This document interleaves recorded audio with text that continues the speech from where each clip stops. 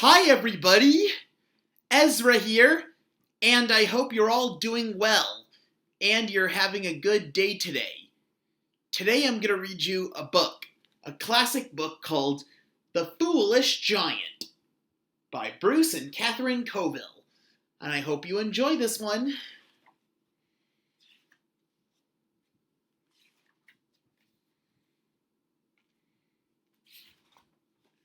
Once upon a time, there was a giant whose name was Harry. He was not very bright. He was friendly. He was brave. And he was kind. But he was not very bright.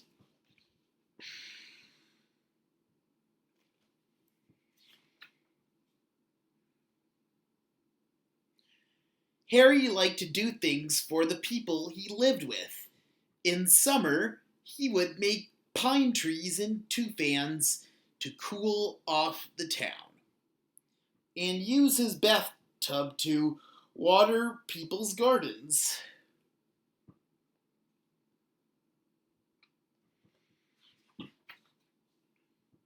He even held up the steeple with while the town church was being built.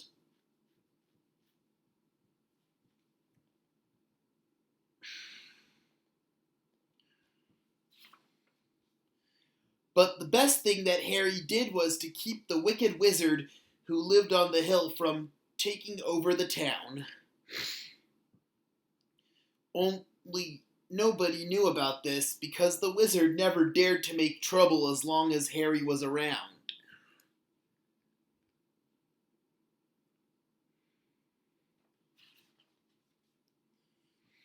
Sometimes people got angry with Harry when he tried to be helpful, like the time he helped Will Smith dig for fishing worms.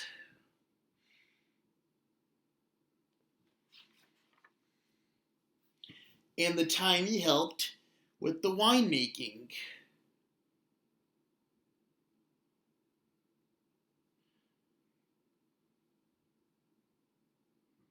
And worst of all, the time he picked some flowers for the mayor's wife, and they turned out to be the mayor's best apple trees.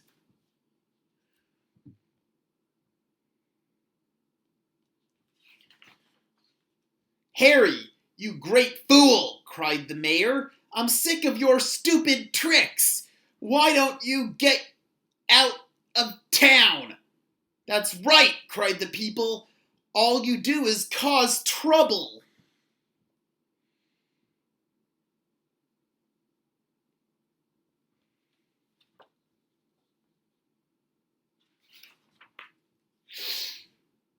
Harry thought his heart would break, but then he thought about all the messes he had made. Maybe the people were right. Wiping away his tears, Harry went home and packed. Then he moved to a cave far from town. But Will Smith followed him to see where he went, because he didn't want to lose his friend.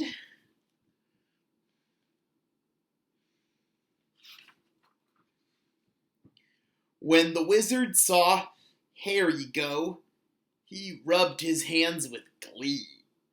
Now there was nothing to stop him from taking over the town. First, he turned the mayor's wife into a cow. The spell only lasted for 3 hours, but it proved what he could do.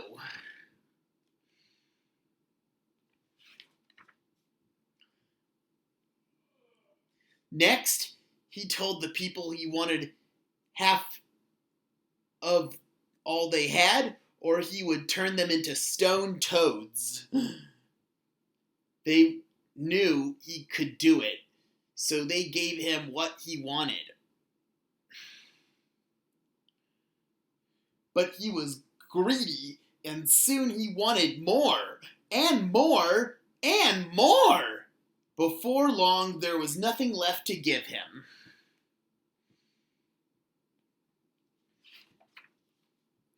When the people told the wizard this he was very angry.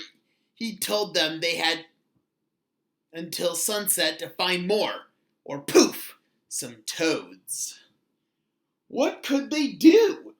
They huddled in their homes and waited for the end. Except Will, he went to get Harry.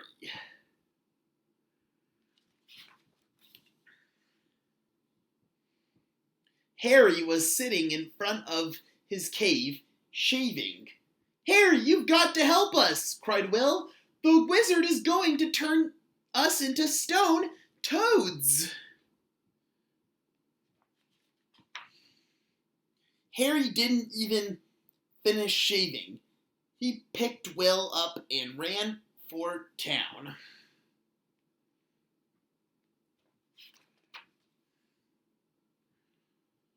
It was almost sunset when Harry reached the town. Time was running out. There was a flash of light from the tower. The wizard was getting his magic ready.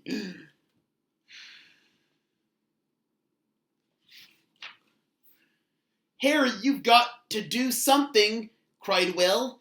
Harry put Will down. He went to stand in front of the town. "I'll let the magic hit me," he thought. "After all, I'm only a foolish giant. Who cares if I turn into stone?" "Harry, come back!" cried Will.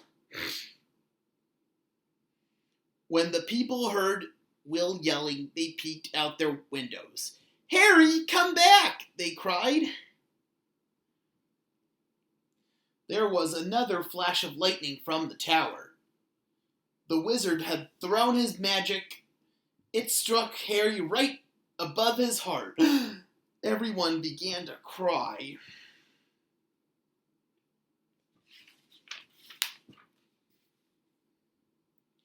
But the magic had hit Harry's shaving mirror. It bounced back to the tower and turned the wizard into a stone toad.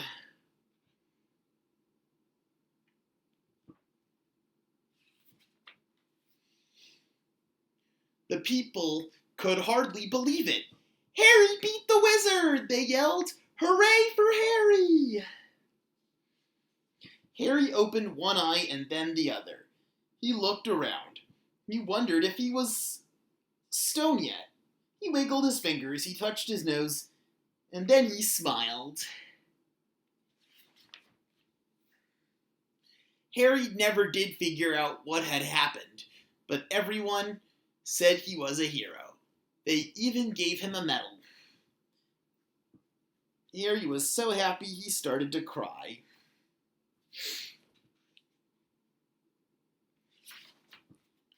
Of course, Harry still did some foolish things, but now most people thought it was because he was busy thinking up more clever plans. And the rest of the people, who knew that he was just as silly as ever, loved him anyway. After all, he was friendly, brave, and kind. And of course, they all lived happily ever after. The end. I hope you enjoyed that story.